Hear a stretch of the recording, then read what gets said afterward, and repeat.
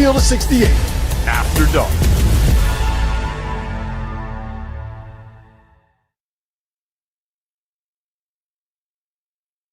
Hello and welcome to the Saturday evening edition of the Field of 68 After Dark. My name is Rob Dauster. I am joined today by Jeff Goodman, who is live in what he refers to as the actual Garden. He's up in TD Garden Arena in Boston, where he just watched UConn survive BYU. And we are also joined for the first time on the Field of 68, Justin Jackson, North Carolina legend, national champion, lottery pick, is here joining us, breaking down college basketballs.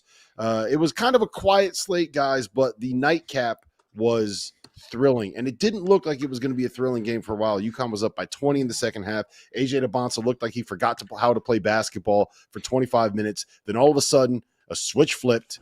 He turned into the second coming of Tracy McGrady, took over in the second half, and led BYU almost back to what would have been a historic collapse from the Huskies. The final score was 86-84. Silas Demery made a couple of huge shots late. UConn had 3 guys at 21 points. AJ DeBonsa, however, Goodman, I feel like that's going to be the story that people are talking about coming out of this game, despite who ended up winning. You were there. You were courtside. You watched it all. Give me your takeaways.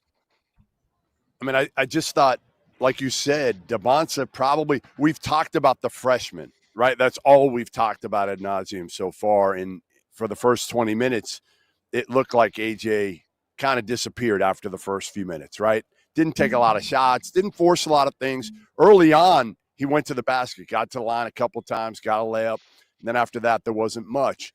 And you're looking at it saying, all right, UConn's only up 11 somehow. I felt like they should have been 15, 20 points at that point. And then AJ, give him credit, because I think about this. He's from Brockton, Mass. This was a homecoming. This was a game that was basically arranged through he and his father with BYU when he committed there. I want to play home, and they got UConn, maybe the best program in America, certainly the last 3 years. So I think it would have been easy for him to force things. It would have been easy for him to, be a guy that tried to go get his when he really played with a lot of poise, I thought. And then when he started getting the rhythm, then it was fine. Go get yours, my man. And he got him back into the game, and they had a chance to win. So I was so impressed with not only – we had seen, Rob, his shot making. So that really doesn't surprise me all that much. It was the poise and the fact that he was home and he didn't try to, do too much, and he wasn't up and down. You didn't see any emotion from him really whatsoever tonight. Here's where I'm going to push back on you. You definitely did not see very much emotion. He was locked in. He was a killer, especially in that second half. In the first half, he was trying to do way too much, Justin. There was a while, I think the first 10 minutes, it looked like he was trying to single-handedly take that game over and score 100 points. Once he kind of settled in, he got it going. What was your biggest takeaway from AJ's performance tonight, Justin? Yeah, I think it was just the difference between the two halves for me was a big part of how they called the game. The first half, I mean, it was a brawl, right? So all of AJ's offense, majority of the time, is going to be off of isolation plays, right? And so whenever he in the first half was trying to go make a play, try to go, get a bucket like he did in the second half, some of those, swipe down, some of those, secondary guys coming in, getting hands on them, weren't called in the first half. So that automatically puts a little more pressure in his mind. I got to go even harder. And I think what's so impressive to me is, people talk about his frame and how they think he needs to get a little stronger. The pressure he puts on the defense, especially in that second half, for me, was very impressive, right? Like, you hit a couple jumpers and you start feeling good. You start to kind of, okay, you know what, let me shoot another one. But instead, for him to get to the free throw line as many times as he did in the second half, I think was probably the biggest indicator of kind of where his mentality is when it comes to offensively. Yeah, we're going to talk about the UConn side of this here in a second. We're waiting for an interview that Goodman had with Dan Hurley here to be ready to go before we dive into the UConn stuff. But one last thing on BYU, Goodman, I want both of you guys to answer this, right? Like, we came into this game thinking that BYU was a Big 12 title contender, a Final Four threat, potentially, a team that could go out and win a national championship. I think in the first half, we saw a team that did not look anything like any of those things. In the second half, we saw a team that looked like, you know what? When they get playing like that, they look like one of the best teams in college basketball. And, by the way, they did it without Keba Keita and Kennard Davis. Goodman, give me your overall takeaways of BYU and kind of moving forward. That's the huge thing, is they played without 2 starters in the second half and did what they did. So I think, if you're talking to the BYU guys, again, moral victories, I don't know if they have that, but what I would say is, again, you're playing in a arena that is full of UConn fans for the most part, probably 80-90%, and without 2 starters, and Kennard Davis is your best defender, and Keita is your best big man, and you came back. So there is a moral victory, I think, to be taken from this. And more than that, it's something they can really build on going forward. Justin? Yeah, I mean, we talked about it, but having a game like this as your 4th game, whether you, in my opinion, whether you win or lose, obviously you want to always be on the winning side, but whether you win or lose, this will do nothing but help you going forward. And then you add the fact that those 2 guys were basically out the entire game, who are going to end up being 2 of your main guys throughout the entire season. It's something that you can go back as a coaching staff. Obviously, the players, they wanted to win. The coaches did too. But as a coaching staff, you can look at it and say, okay, where can we get better? What guys do we know now can play in a bigger role whenever they need to? So I'm still big on BYU. I think it's going to be a question mark. I'm always a proponent of bigs when it comes to college basketball. What help can they get besides Keita in the back line? But I love the way this team is built. I love Kevin Young as the coach and some of the things that he runs. So I think this team could just get better and better. The least surprising thing I've ever heard on the field of 68 after dark is that a dude that played at North Carolina thinks you need big guys to win in college basketball. That checks a lot of boxes. That makes a lot of sense. I think with BYU, a couple things really stood out to me. One was what I was kind of worried about was if you have a guy that ran a little bit of a free-flowing offense last year and you have a player in AJ DeBonsa who's so like isolation dependent, how is that all going to come together? Well, you know what? Robert Wright was able to get his early. Richie Saunders made a ton of plays in the second half. They were very good about being able to scheme him opportunities, running off of pin downs, running off of staggered screens, being able to get him opportunities to kind of get isolations against the defense that's moving and opportunities against closeouts. And I thought that worked offensively. And I loved what we saw defensively. They have some things they need to clean up. They're switching man-to-man defense. Like it was a little too much for AJ this early in his career, but the effort was there. The want to was there. He got a little bit confused on some of the misdirections and some of the exchanges that UConn had going on, which like that happens to fifth-year seniors, not a kid that's in his 5th game playing for BYU.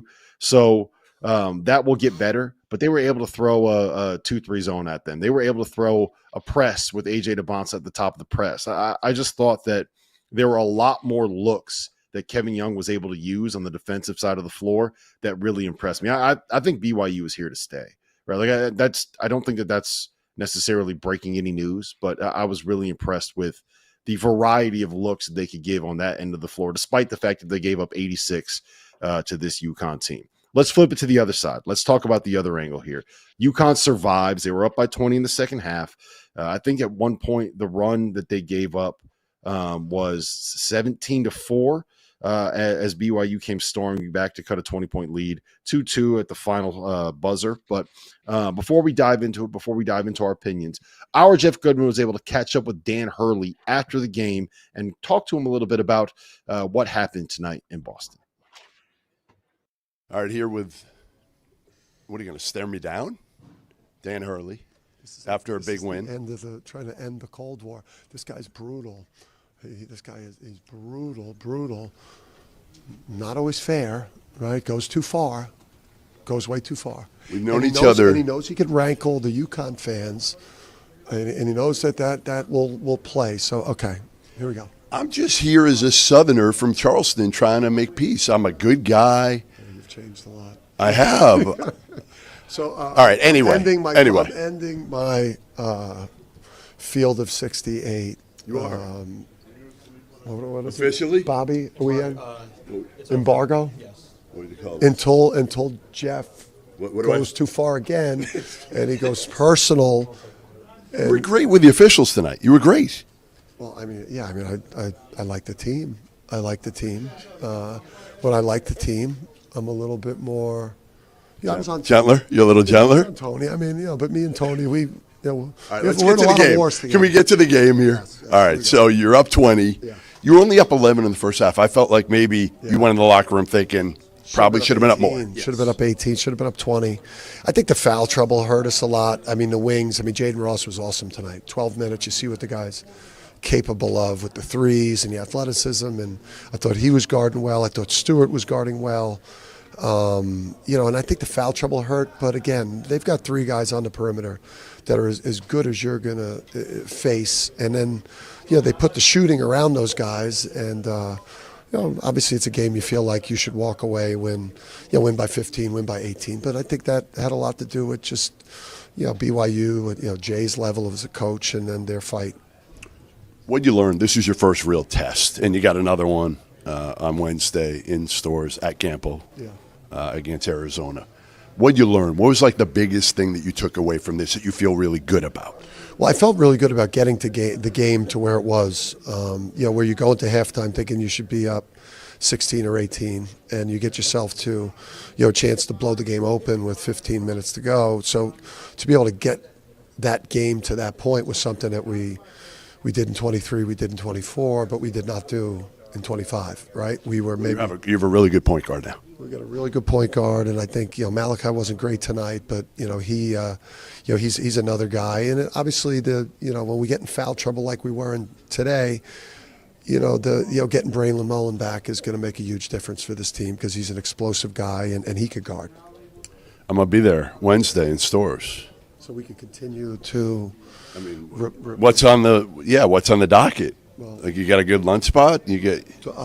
So if you like the Mexican, you got Sayulita. Okay. You get a nice margarita there. That's in Glastonbury. That's my town. If you're looking for a breakfast or a brunch, game day lunch, Dog Lane Cafe in downtown Stores is a nice spot too. Look at this. Yeah. So those would be. You gonna join me for any of this? Probably not. We still have a long way to go. It's always got to be about Jeff Goodman. It's always the centerpiece. He's the main character in every story that he's ever been in.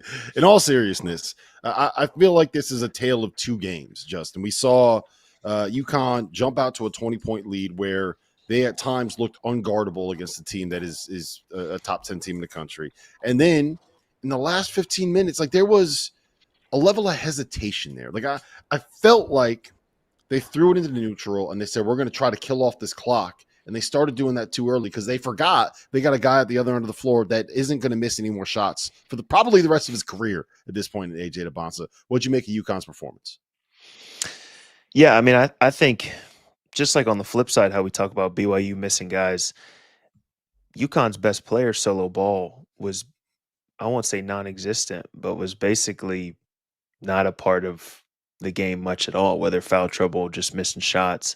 So when I see the way that they played to build that lead, that's a scary team to deal with. You add Solo Ball hitting 2 or 3 more threes on top of what they already had going. For me, the biggest takeaway is how good, in my mind, Silas is at the point guard position. Yes. The way that he's able to steady that team, the way he's able to attack, make plays, get 2 feet in the paint really whenever he wants to, and then defensively really cause havoc on whoever it is bringing the ball up. I think having him at the head with everybody else, especially with Mullins coming back and then hopefully Solo Ball kind of getting going and Big Reed on the inside, it's going to be a tough team to go against going forward. Yeah, Silas, he was brought in to be Tristan Newton's kind of role, but he is a different play. He's got a level of burst, Jeff, where he can get by you and get to the rim, whereas Tristan Newton was kind of like he's going to get into the paint, he's going to throw some pump fakes, he's going to try to get you off balance. Silas just straight up, boom, he's gone. Yeah, he's a difference maker. You can tell. And you said this when they got him. And I remember seeing him at Georgia last year for a game and saying, like, this dude's different. They just have so many weapons. That's the thing. And they don't have Mullins yet. And Hurley said Terrace Reed is 80% coming back from the hamstring injury. So I just feel like there are very few teams that can win even when their best players have off games. I feel like UConn's going to be one of those teams. Justin, I want to ask you this because you've probably been through this enough where you were up 20 in your career. And that was the case tonight with UConn. And how real is it that, like, those 20-point leads, you start to, I don't know if relax is the right word, but, it looks a little bit different, right? In terms of, again, keeping your foot on the pedal.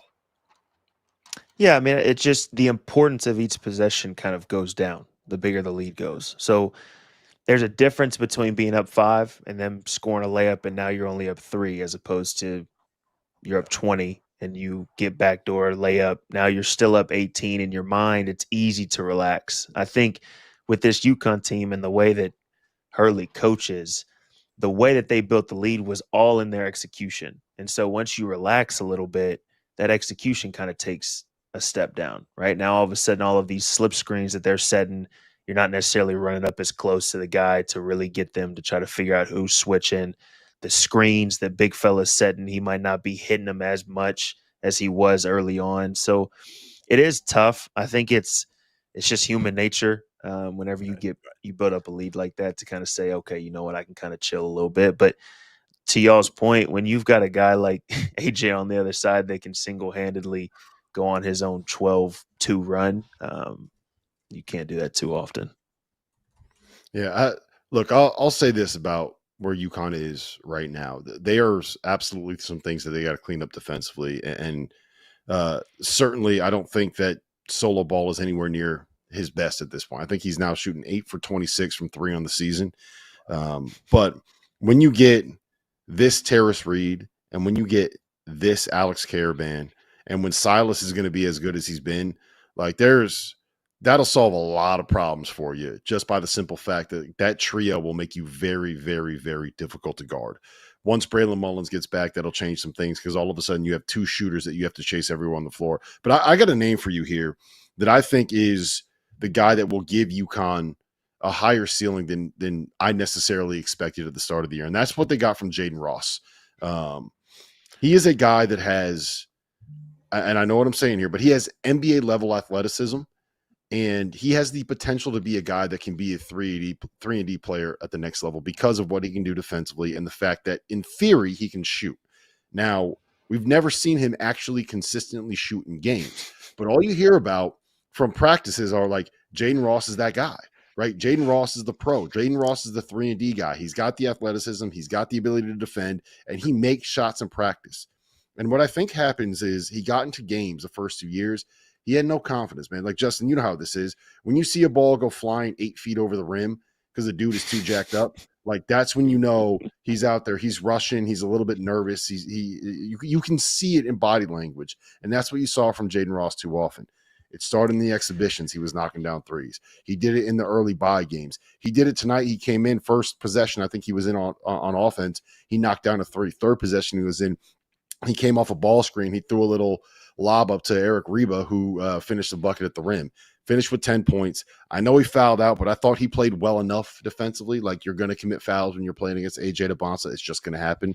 But if he can be the guy that he was tonight and give them 15 minutes of that on a consistent basis, that changes things for this UConn team. And I know it feels weird highlighting Jaden Ross as a bench guy that doesn't get a ton of minutes, but like, that's what they're missing.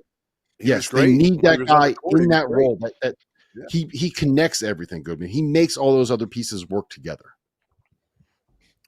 Again, I think they got a lot of pieces. I didn't coming into today, and I know, again, they blew a big lead and the game was in question at the end, but sometimes, again, when you just kind of look at a team in person, it's a little bit different. And when you look at this team in person and you look at all their pieces and they fit together, because that's what UConn does for the most part. Last year, the pieces didn't fit as well. But the pieces fit together. They've got depth. They've got size. They've got guys coming off the bench. Malachi Smith is going to be as good a backup point guard is there is in the country because he's experienced. He's played a lot of basketball. He's solid. He wasn't great tonight, but he didn't need to be. I just think, again, this UConn team, you look at them now and you're like, all right, they can win another one. They can absolutely win another one. Yep. All right. So that's what I want to hit you guys with. Now, we've seen most of the best teams in the country have a really big test here at this point this season. Tomorrow we'll see Houston play Auburn, so we can talk a little bit more about Houston tomorrow. But we've pretty much seen everybody that is really in that title picture have a significant test at some point this season. Where does UConn shake out kind of in that hierarchy? They were preseason, I think, number 4, right? And they moved up to number 3 now. Justin, where do they kind of rank in that hierarchy for you for national championship contenders? It's hard for me not to put them 1 or 2. I'm gonna be honest with you. With just to Jeff's point, with the amount of pieces that they have and the way that they fit together, I'm gonna double down on it. I'm always a guy. You got to have a big to control inside in college basketball. You have to. But then outside of that, you have to have a shot maker, and this team has so many of those across the board. You see like in Florida last year with the way that they won. Obviously, their front line controlled everything on the inside, but then you had a guy like Walter Clayton that when it came time to make shots, he was the guy to go make shots. Majority of the time, he was the best shot maker on the floor. With this team, you have 2 or 3 of those guys that could be some of the better shot makers on the entire floor. Doesn't matter on either side. So I'd say 1 or 2. I'm also somebody that I need at least to see 10 games really to say it's too early. Okay, this is it. It's too early, isn't it? I mean, it's hard. I know you want to ask. No. Hold on. This is the field of 68, man. This isn't your final exam. We are here to give hot takes. We're here to make bold predictions. We're here to completely overreact to everything that we see in the minute. That's what we do, Goodman. That's what this company is. Rob just wants this. Hey, Justin, Rob just wants to be able to get a clip from you to make you look stupid in about a month. Hey, and there's no way of avoiding it right now. I'm going to make Justin look smart. I'm sure I've done that plenty. 1 or 2. So Justin said UConn is 1 or 2. He's going to look smart. 1 or 2. I just want to make Goodman look dumb. No, but in all seriousness, has anything changed about your opinion of them, Goodman? Yes. That's what I'm saying is like coming into this, I wasn't sure that UConn was in that upper tier yet, and they may not be there today, but they're going to be there. That's kind of what you kind of glean from watching them in person tonight and probably watching them on TV tonight.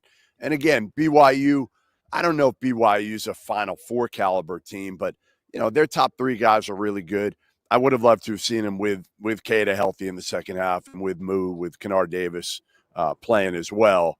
But yeah, I think this team is absolutely in that top tier. I don't know how many teams are in that top tier right now. They're probably more than 1, 2, or 3. I don't think there's a lot of separation between some of these teams right now. I think they're honestly, we can go through it, but there's got to be a half dozen, 6, 7, 8 teams that I think are in the top tier right now.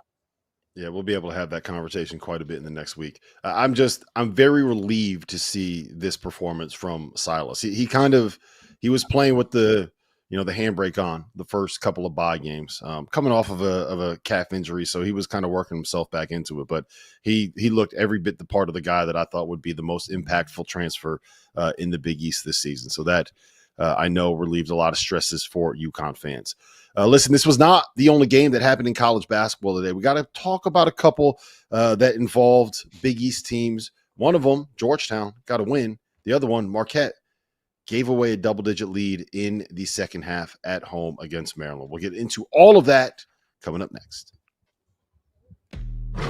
As you know by now, we have teamed up with BetMGM again this season. We'll be using BetMGM lines to make all of our picks, and we will have special offers for Field of 68 fans, including same-game parlays, best-in-class live betting, and daily odds boost. If you haven't signed up for BetMGM yet, use bonus code FIELD to get up to a $1,500 first bet offer on your first wager with BetMGM. Here's how it works. You download the BetMGM app, you sign up using bonus code FIELD, you deposit at least $10 and place your first wager on any game, and you receive up to $1,500 in bonus bets if your bet loses. Just make sure you use that bonus code FIELD when you sign up. Make this college basketball season 1 for the history books. Make it legendary. And don't forget, if you haven't signed up for BetMGM yet, use bonus code FIELD and get your $1,500 first bet offer today.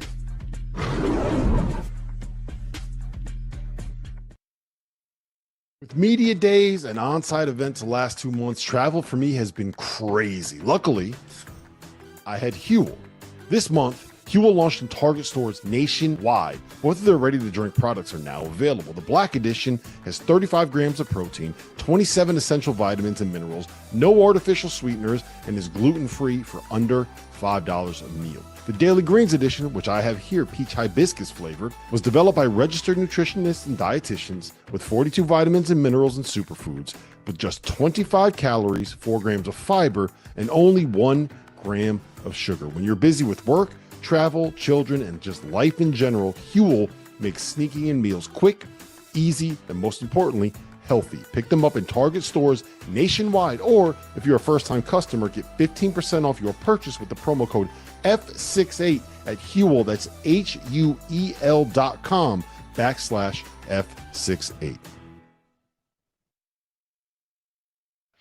Welcome back. Saturday evening edition, Field of 68 After Dark. Rob Dauster, Jeff Goodman, Justin Jackson. We are going to head down to D.C., Goodman, because your boy Ed Cooley picked up another really solid win, beating Clemson at home. The Hoyas are now 4-0 for the first time since, I believe, 2018. Our producer Dagan can correct me if I ended up getting that stat wrong. But it looks like this is a team that is probably, I would say, the third best team right now in the Big East, with a very real chance to themselves in tournament bid. The final score of that game, 79-74. KJ Lewis had 17 of his 26 points in the second half. Goodman, are the Hoyas for real? As what? Are the Hoyas for real as what? I'm the one that asked the questions here, Goodman. You just answered. No, but you have to specify. You have to specify, just not for real. Because, like, if you say, are they for real as the third best team in the Big East or as an NCAA tournament team, you're giving me a little bit more information. But just for real, no, they're not for real. How's that? No, I don't think they're for real. Wow. I don't. You don't think? I think they've beaten Rob. Okay, they beat Maryland, who I know we'll talk about here. They beat them in College Park, and Maryland beat a Marquette team that, frankly, looks like an NIT team at this point. They beat a Clemson team that has a very, very low payroll right now and doesn't look like an NCAA tournament team. So I think they've beat 2 high major programs that are probably not NCAA tournament teams. So I don't think that makes them for real. I think that makes them the third best team in a league that has 2 really good teams and not much else right now. Fair enough. Justin, where are you at with it? Yeah, I mean, I don't know if I can say that they're for real. I think that they've won games. It's only 4 games, but a team that's shooting 20% from the 3-point line, for me, and a team where the coach is saying that he's hopeful that they can hit 8 threes in a game, for me, isn't a team that's for real. And that's just my personal opinion. I think they're a team that plays hard. Obviously, being coached by Ed Cooley, they're going to be a team that plays hard and physical and does all of that. But at some point, you got to have skill and you've got to have shooting. And will that ever come? Maybe. It's early on. But from what I've seen so far in the first 4 games, I can't necessarily say that. Hey Rob, Cooley, when I talked to him in the preseason, he was frank with me. He said, listen, we're not going to be able to outscore people for the most part. We're going to be like my older teams. We're going to be physical, tough, Big East teams. We're going to win some games in the 60s. I like my team a lot, but we don't have a ton of shooting. We don't have a ton of offensive firepower. We're going to win games ugly. And as Justin said, I think you can do that enough, especially in the Big East this year. But I don't know, man. Like they need these wins to be resume wins at the end of the year. They need somehow, like, Clemson to be better than we think they are, or Maryland to, which I just don't know if either of those teams are going to be able to do that. No, I think Clemson is going to end up being kind of in that tournament. I bet that ends up being a top 50 win. Clemson at the end of the day. Maryland would, but Maryland's got to get healthy, and they lost Pharrell Payne today, and that looked like a pretty significant injury that he suffered. So we'll get to that here in a second. But I do think that both of those are going to end up, like, as long as Maryland is a top 75 team, that's a quad one win. And a quad one win will qualify in my mind as a resume win. Clemson right now is a top 30 team on Ken Pom. And if that is a top 30 team, then that ends up being a quad one win. It's probably going to end up being a quad two. But I think that both those are good enough. What I'll say is this. I think that they have the team to be able to win ugly the way that Ed Cooley wants to win, because they have two guys that can kind of go get their own in the backcourt in KJ Lewis and Malik Mack. And they got enough big guys that just kind of like find a way to get stuff done. They have a couple centers that they can rotate through. They got some wings and like Caleb Williams and those guys who are pretty talented that are good enough at their jobs that I think that Georgetown will be a tournament team. I think they're probably the third best team in the Big East. But I think that says a lot more about the Big East. If you ask Rob, if you ask Rob to fill out his bracket right now, he's going to put 96 teams in there, and you're going to have to tell him that there's only 68 that get in.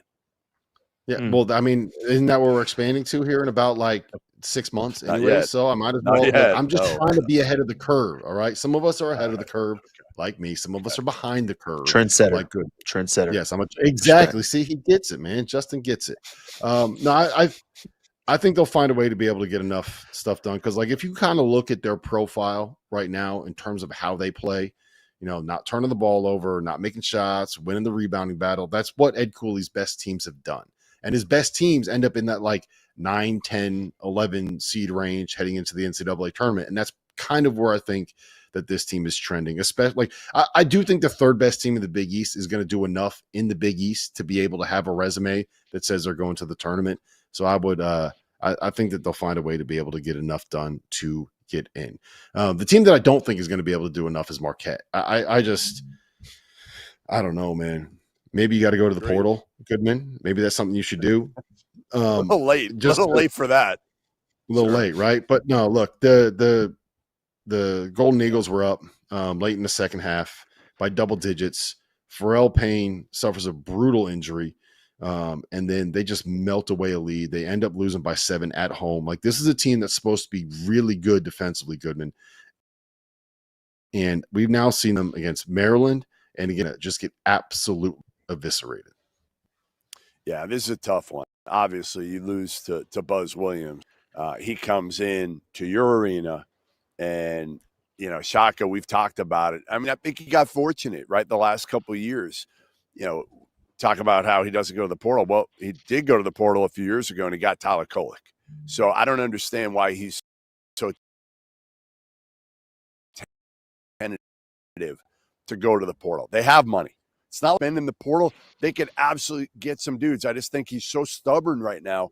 Instead of just saying, like, he's the Dabo Sweeney of college basketball, right? And he should look at, like, what's Dabo doing right now?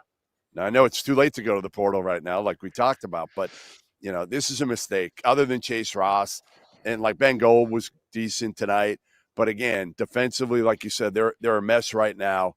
And, you know, to be honest, they're a team that, again, looks like they might not even be an NIT team the way they look now. Now, again, Shaka's teams traditionally get better, but I think this team, you look at them and you're just like, I don't think they have enough. Yeah, Justin. Yeah, I mean, if you didn't watch a single minute of this game, there's two. Look at the box score. They had 20 offensive rebounds and 21 more shots than Maryland. Yet you still lose this game.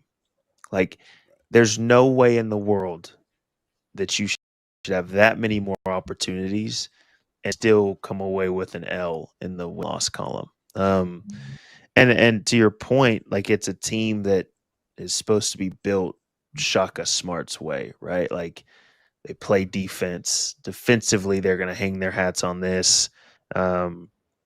And yet when I watch this, you look at Maryland, I mean, I think they shot like 50, 40, 80 from the whole game. And so it's like, you can't be obviously not great on offense and not great on defense. You got to at least be great on one side of the ball or the other. So it's tough. I love the Dabo Sweeney comparison because that's exactly what I was thinking when I was looking through the whole roster. I'm like, well, all right, well, he's been in Marquette. He's been in Marquette. Yep. Okay. There's another one. And then it's like, you look at the game and it's like, yeah, we might've missed on somebody at least. So yeah, I'll You say should know. Georgetown before Marquette 100%. The other thing, Justin, is you should know, like you've had a chance to coach these guys in your program, so you should know exactly what you need. And again, you have what I don't get about it, Goodman? What? You know what I don't get? Like, the guy that kind of set this program going in the direction that it's been is Tyler Kolek. And you know where Tyler Kolek started his career? At George Mason. Like, he came in as a transfer.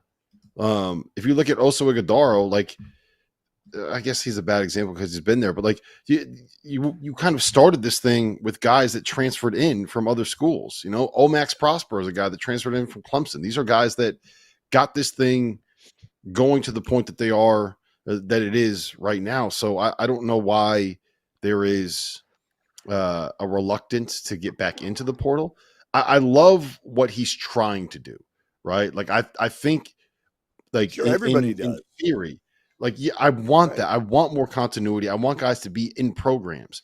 And I'm not saying that he should go out. The best way to do it is go out and get like 14 new guys every year, because I don't think that's the answer either.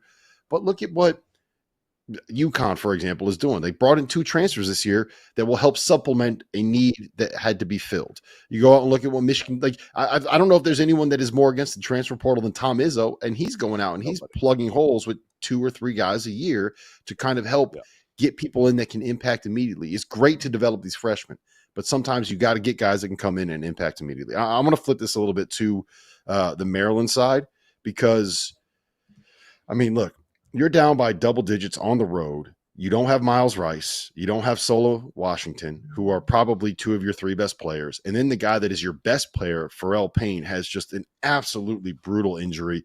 Don't look it up if you haven't seen it yet. It's not one of the ones that you want to be able to see. I'm very thankful that NBC decided not to show replays, because it would not have been pretty. But it looks like that's going to be one that will hold him out for a while. So if you're the Terps and you're dealing with these injuries and you still found a way to be able to get a win on the road, like, that says something about their resiliency. I don't know if they have the talent necessarily, Justin, to be a team that's going to make very much noise in a Big Ten that looks like it's really damn good this year. But I was impressed with the toughness and the resilience that Maryland showed today. Yeah, I mean, it's one of those things where, I mean, for one, you have one of your best players, more key players, go down with an injury like that. It can go one of 2 ways. Everybody can kind of shut down, get down and out, or everybody can kind of, rally and, try to figure out what they need to do.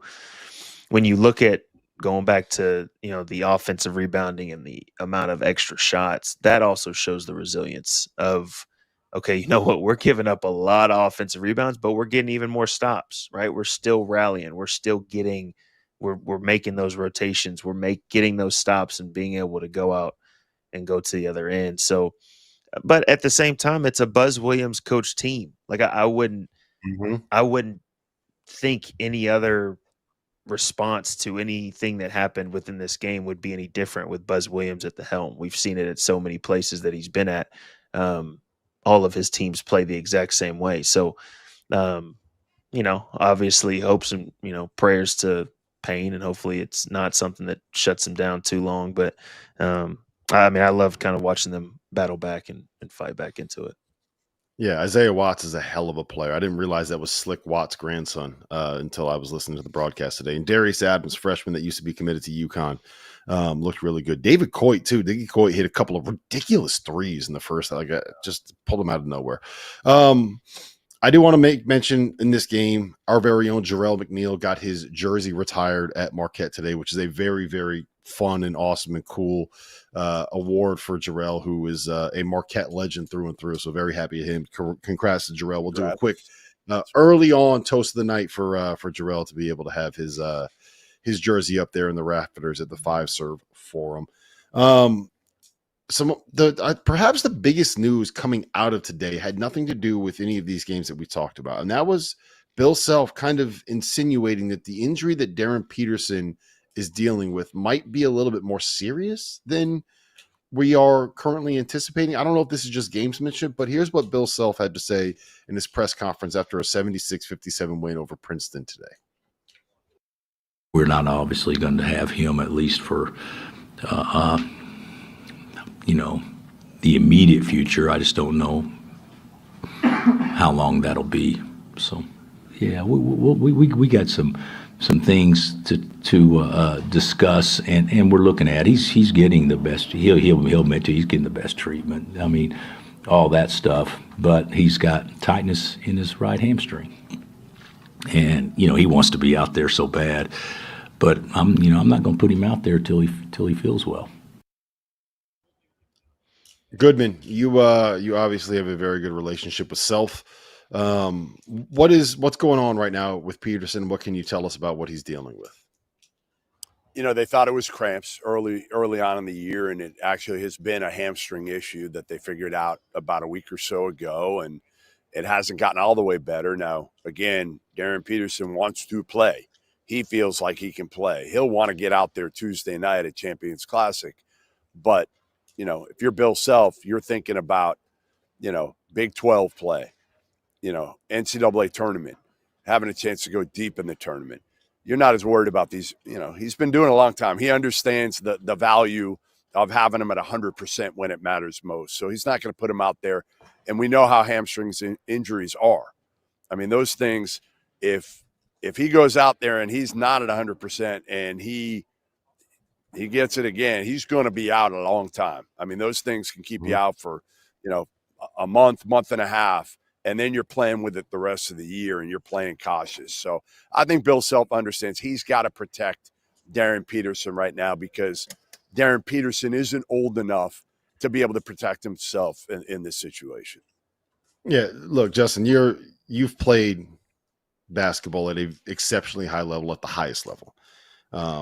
One, what are you dealing with when you're kind of dealing with a hamstring strain like that? And then two, when you are an athlete, your inclination is to want to get out there and play and kind of push yourself through this stuff, right? How hard is it to tell yourself, listen, the best thing for me long-term this season and also maybe long-term for my career is to shut it down for a little bit to kind of get better and get back to 100%? Yeah, I think the tough thing nowadays is there's so many more people involved, right? I mean, I wasn't in college that long ago, but when I was in school, if I got hurt, it was the coaching staff and it was the training staff. Like that was the only people really making the decisions. Now, when you have a guy like Darryn Peterson, you've got agents, you've got, maybe other teams that they've talked to already that are saying, hey, like, let's take it easy a little bit. And to Jeff's point, like the kid's young and he just wants to compete. Right. And so there's a difference between kind of what he would be doing if he goes onto the floor and what a junior or senior who, knows when, okay, I can kind of chill in this situation, as opposed to as a freshman who's just trying to play, he's going to go all out the entire time. I think the toughest part of it is the amount of usage that Darryn Peterson is used for this Kansas team. So it's different than if he's like a major role player, right? Like Darryn Peterson, some of the numbers on his usage rate, I mean, it's up there with like the numbers of like Luka and James Harden when James was in Houston, like, and everybody knows how that was. So I think it's different with his situation because it's like, man, if we bring him back, he's being thrown right into, there's no chilling for Darryn Peterson. Like I'm right back into it. So, hopefully it is cautious. Thankfully it is early on in the season. I mean, you'd rather have it right now and he miss, even though they've got some matchups coming up, you'd rather miss 4 or 5 games early on and then be ready to go by conference play. But I think that's kind of what makes it a little different is how much he's involved with this Kansas team. Yeah, that's a good point. That is a good point. We need to get to a break. On the other side of it, we're going to play a little bit of game. Who are we buying? Who are we selling? College basketball stock watch. That's next. As you know by now, we have teamed up with BetMGM again this season. We'll be using BetMGM lines to make all of our picks, and we will have special offers for Field of 68 fans, including same-game parlays, best-in-class live betting, and daily odds boost. If you haven't signed up for BetMGM yet, use bonus code FIELD to get up to a $1,500 first bet offer on your first wager with BetMGM. Here's how it works. You download the BetMGM app, you sign up using bonus code FIELD, you deposit at least $10 and place your first wager on any game, and you receive up to $1,500 in bonus bets if your bet loses. Just make sure you use that bonus code FIELD when you sign up. Make this college basketball season one for the history books. Make it legendary. And don't forget, if you haven't signed up for BetMGM yet, use bonus code FIELD and get your $1,500 first bet offer today.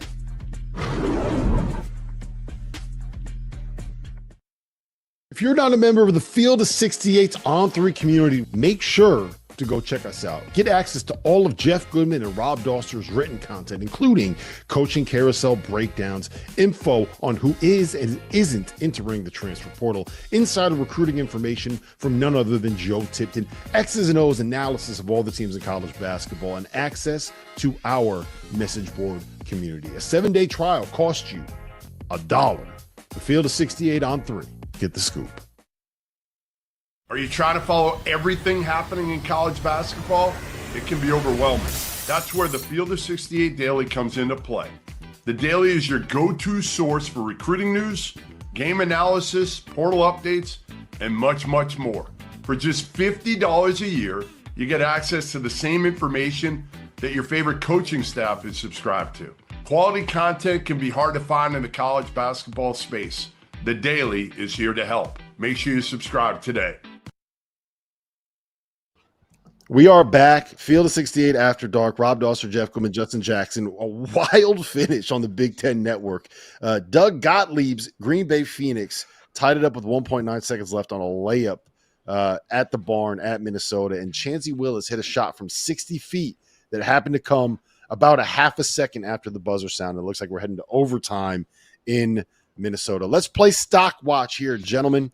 The way that we're going to play this game is we're each going to pick a team that we are buying and pick a team that we are selling based on where they are currently in the standings in college basketball. So we're going to buy first. I like to be positive here, unlike Jeff Goodman. We're going to buy first. Justin, who are you buying here in college basketball?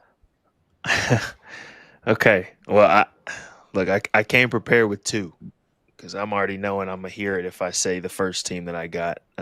He's going Carolina. He's going Carolina, isn't he? Just go. Be a homer. Lean in. Go all in on it. No. It's okay. You can do it. Hey, look, I am a buyer in UNC. Now, it took a little hit. This might be a one and done. Hey, this could be a one and done performance for you on Field of 68. If it is, just know I'm going out strong.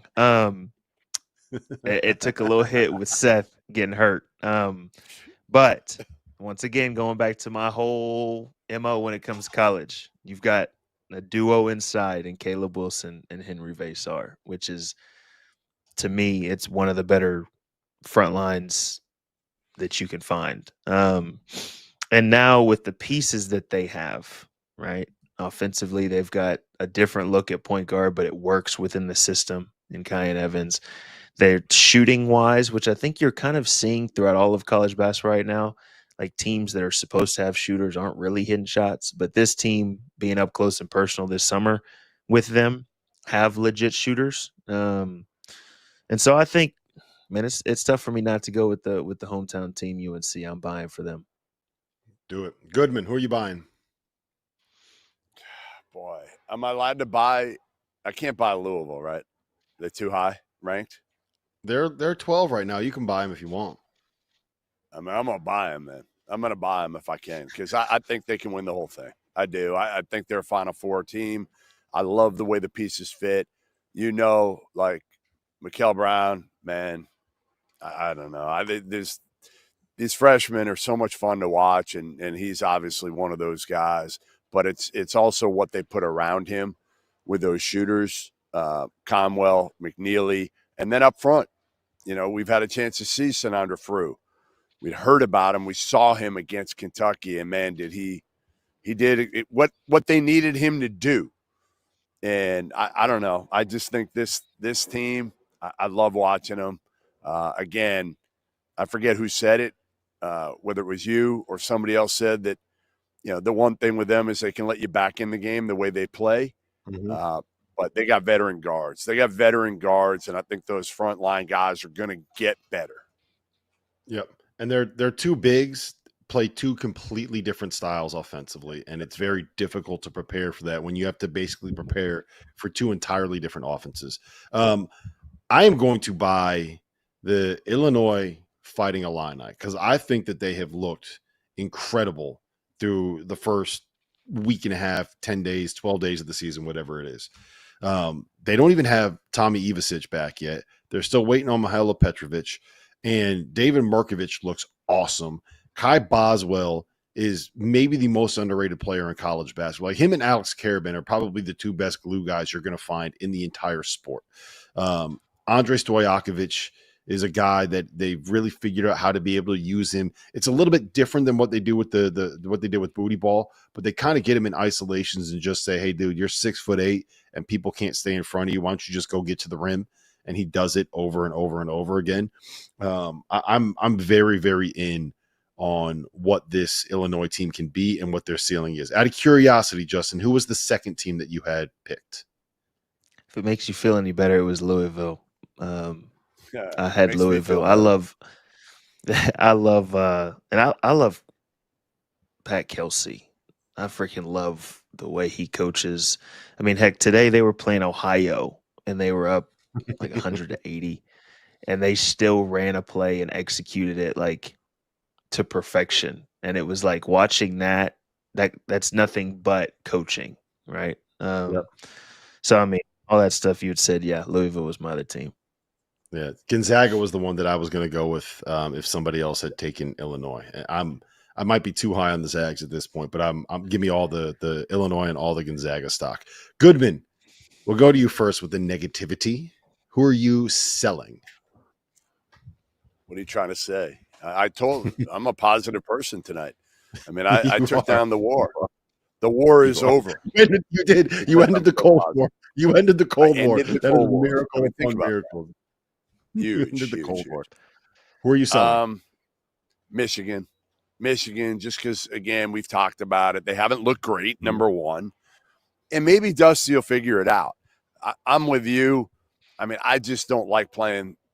I know Justin loves bigs, but you can't play three of them. You can't play three of them at once. And I think you got to figure it out if you're Dusty. The other thing for me is, and Justin will be great to talk to about this, like Elliot Cadeau, I just don't think fits with that team. Like if you have Elliot Cadeau on your team as your point guard, you better have four shooters around him. So I just don't know if this team was put together as well as some of the other teams in the top 25 or top 10. Yeah. Justin, who are you selling? Is it a good or bad thing that the teams that I pick are the same ones that Jeff is picking? What is it?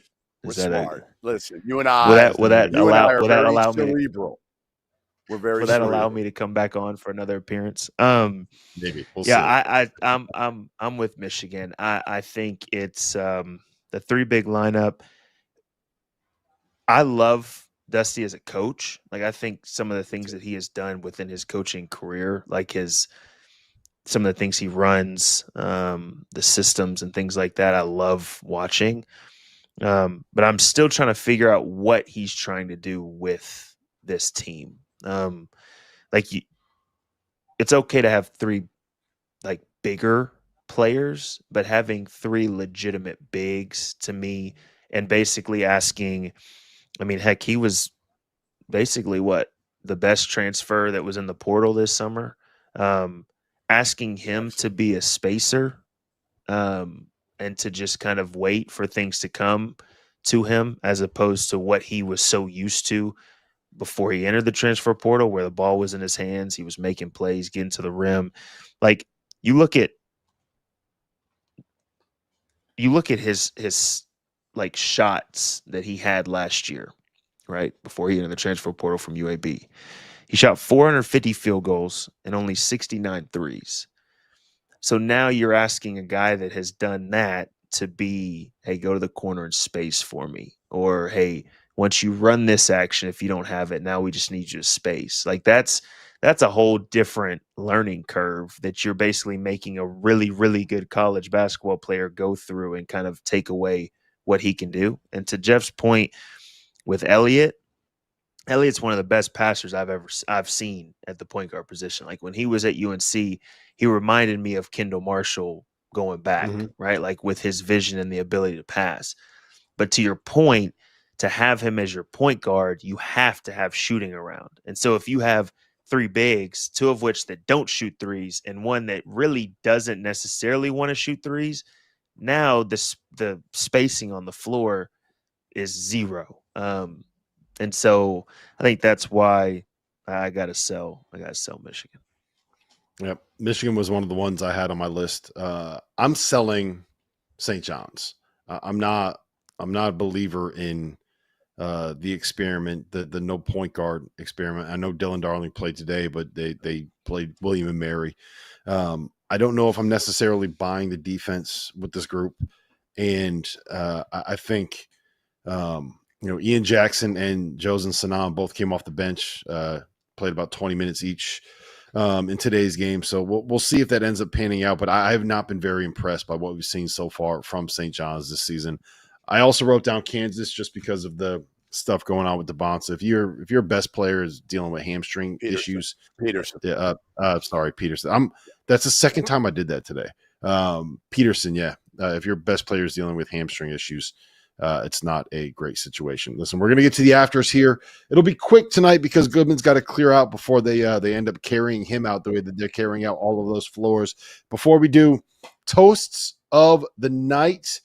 Justin, I don't know if you've experienced this yet, but what we do at the end of every show is we toast to somebody or something that has happened in the world of college basketball. So, Goodman, who are you toasting to tonight?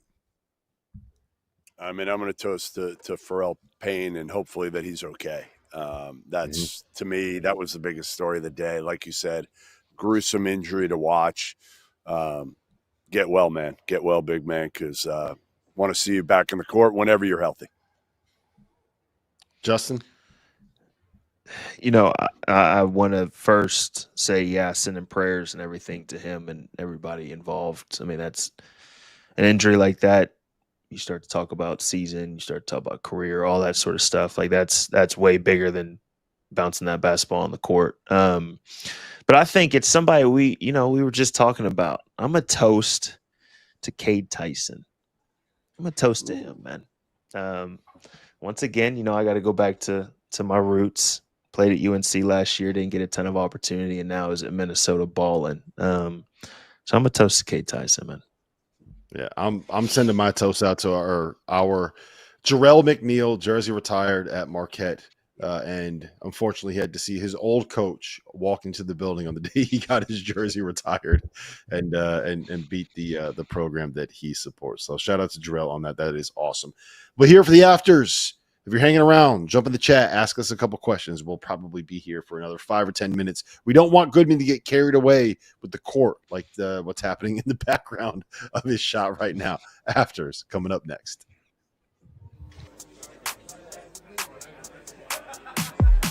These my DJ Burn shades I had for. That was like taking them into the depths of Alaska and just dropping them off. The first person that's gonna die got to be one of the black guys. We're not gonna make it to the end of the movie. That's like asking somebody, do they want to get a prostate exam or a damn gunshot wound?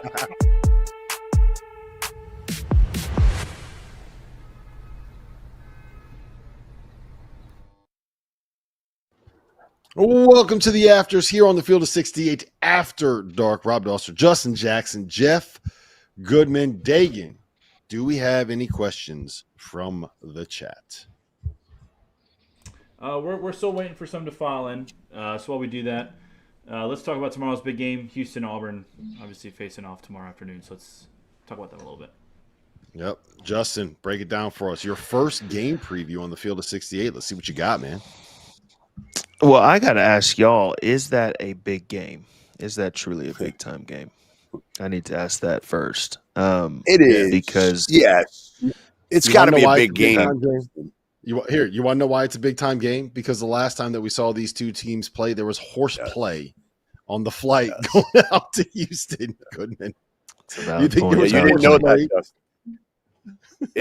It Look, set the season. It set the entire season for the Auburn Tigers. If you didn't know what happened, it was the flight on the way there.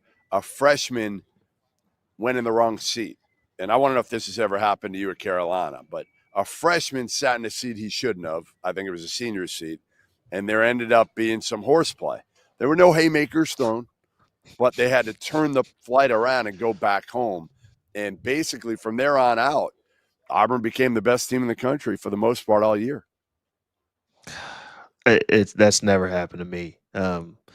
Never happened on any team I've been on. But hey, shout out to them. I guess you need a catalyst, in some form or fashion, right? But I mean, it's tough because going back to the conversation of like the top tier teams, like Houston to me is, I put UConn at 1 or 2. Houston to me is right in that area as well. You have a team that is coached by one of probably the hardest coaching coaches in Houston, going against Auburn, who it's the Sun, but a totally different look of leadership that Auburn has. And so I think it's one of those situations where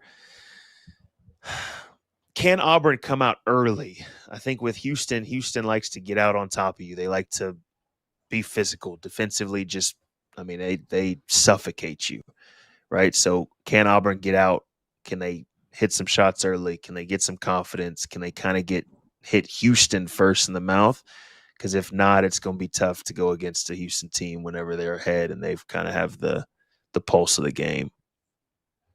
Yeah, I don't see how Auburn hangs with them with the new coach and the physicality that's coming in with Houston and the way that they defend ball screens. It just asking Stephen Pearl to deal with that that is a huge ask for them. So Houston is laying 6.5 in that game on BetMGM. Goodman, I'm all over Houston minus 6.5, even though it's being played in Birmingham. Hard not to be. Agreed. Yep. All right, we got 2 more questions in the chat. Dagan, what do we have here? Yeah, we'll go with the first one here from S. Jordan. Wants to know, can NC State make it to December 13th undefeated when Kansas visits Raleigh? No. I want Justin to break it down. Justin, break down. Say nice things about NC State, Justin. y'all are really making me. I once again, coaching Will Wade at NC State this year, I think is going to make this NC State team look totally different than what we've seen. I saw some clip of they were in practice and they were running with like bands wrapped around each other so that they all run together. More power to them. But I think to be undefeated up until that point, that's going to be tough. Here's who they got. Here's who they got. I'm going to read you. They got VCU, Seton Hall, at Auburn, Asheville, UNC Asheville, Liberty, our Liberty team. And then they go to then they got the Kansas. Seton Hall. The Seton Hall game is the first. That's the first round of the Maui, so they're in the Maui for that one. Right. So Seton Hall and Auburn, I think, will be tests. Seton Hall will not be a test. Seton Hall stinks. Seton Hall. Come on now, I'm trying to look. I'm gonna be on everybody's good side by the end of this. I'm telling you that right now. But I mean, to that, I think it's a possibility. I mean, Will Wade will have them ready to go, but that's about as good of things I can say about NC State. So we'll leave it at that. Liberty picks them off on December 10th because NC State's going to look at those 5'4" little white dudes and they're going to say, yeah, you know what, we don't have to worry about them. And those guys are going to hit 17 33-footers over the top of their defense. So there you go. Dagan, last question, then we'll get out of here. Yeah, Andrew wants to know, how likely is it for the Big East to get only 2 teams into the tournament? It's more likely than I'm you going to think, start. man. No, I don't think it is. I don't think it is because somebody's going to finish third, and you have to fill out 68 teams, and it's hard to do. We always remember this. It's very, very difficult to do. Big East will get 3, but I think that's all they're going to get. I think they're going to be a 3-bid Big East this year. Yeah, that's kind of where I'm at, Justin. I mean, I'd agree with you, but I think the ACC is way stronger this year than they were last year. And the Big East sent 5 last year.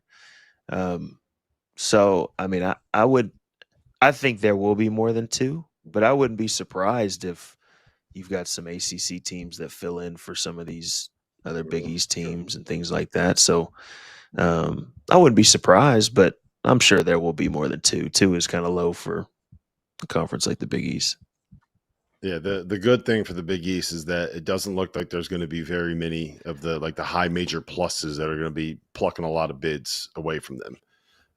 So we'll see, man. We'll see. Let's see how this all kind of plays out. But I think it's probably 3. There's a very real chance that it ends up being 2 if Georgetown is not what I think they are, and if Georgetown is what Goodman thinks Georgetown is this season. Goodman, the hater himself. All right, listen, this has been fun, man. Justin, it was great to connect with you. I think I'll give you a solid B+ on your first appearance here on the field of 68. We're harsh graders. I'll take it. Solid B+. Goodman, I'll give you a D- on your interview with Dan Hurley. But I will give you an A+ for ending the Cold War. That's pretty impressive. I did not think that was ever. Neither did I. Happen. So neither did I. Yeah. So for Goodman, for Justin Jackson, for our production crew, Dagan Hughes, Trevor Valise, Connor Herrick, we appreciate you guys being here. We'll be back tomorrow night for more Field of 68 After Dark.